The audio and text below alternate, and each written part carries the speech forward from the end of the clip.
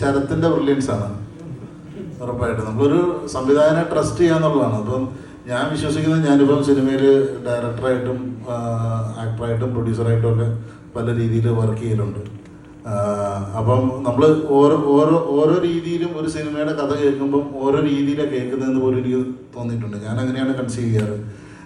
Direct ചെയ്യാൻ വേണ്ടിയിട്ട് ഒരു കഥ കേൾക്കുന്നവരല്ല ഞാൻ പ്രൊഡ്യൂസ് ചെയ്യാൻ വേണ്ടി ഒരു കഥ കേൾക്കുന്നത്. അതുപോലെയല്ല ഞാനൊരു ആക്ട് ചെയ്യാൻ വേണ്ടി ഒരു കഥ കേൾക്കുന്നത്. അപ്പം നമ്മൾ അഭിനയിക്കാൻ വേണ്ടിയിട്ടൊരു കഥ കേൾക്കുമ്പോഴത്തേക്കും അതിൻ്റെ സാധ്യതകൾ വേറെയാണ് നമ്മൾ പരിശോധിക്കുന്നത് എന്നാണ് എനിക്ക് ഞാനതിന്. കാരണം നമ്മൾ ഒരു പെർഫോമൻസിനെ ജഡ്ജ് ചെയ്യേണ്ട ആളാണ് സംവിധായകൻ. നമ്മൾ അയാളെ വിശ്വസിക്കുക എന്നുള്ളത് ആണ് നമ്മൾ ചെയ്യേണ്ടത്. അപ്പം ശരത് തന്നെ ഡയറക്റ്റ് ചെയ്യുമ്പോഴത്തേക്കും എൻ്റെ ഒരു പെർഫോമൻസ് നല്ലതാണോ മോശമാണോ എന്ന് പറയുന്നത് ശരത്താണ്.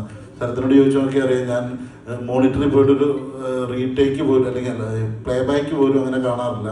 വലിയ മണ്ടത്തരങ്ങൾ എന്തോ കാണിച്ചോന്ന് എനിക്കൊരു സംശയം തോന്നിയാൽ മാത്രം ഞാനൊന്ന് പോയി ചെക്ക് ചെയ്യും എന്നുള്ളതല്ലാതെ ഞാൻ ഒരു ഈ പടത്തിൻ്റെ മൊത്തം ഷൂട്ടിനിടയ്ക്ക് 2-3 പ്രാവശ്യം ചിലപ്പോൾ ഞാൻ മോണിറ്ററിൻ്റെ ഫ്രണ്ടിൽ പോയിട്ട് ഒന്ന് പ്ലേ ബാക്ക് ചെയ്തെന്ന് ചോദിച്ചിട്ടുണ്ടാവുള്ളൂ.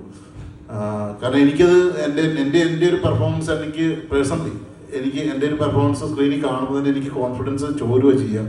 അപ്പോൾ അതുകൊണ്ട് ഞാനത് മാക്സിമം കാണാതിരിക്കാനാണ് ശ്രമിക്കുക. ശരത്ത് നല്ല എന്ന് പറഞ്ഞാൽ ഞാൻ അങ്ങനെ അതേപോലെ ചെയ്യും. കുറച്ചും കൂടെ കയറ്റാൻ പറഞ്ഞാൽ കയറ്റും, കുറച്ചും കൂടെ ഇറക്കാൻ പറഞ്ഞാൽ ഇറക്കും. അങ്ങനെ അഭിനയിക്കുന്ന ഒരു ആക്ടറാണ് ഞാൻ.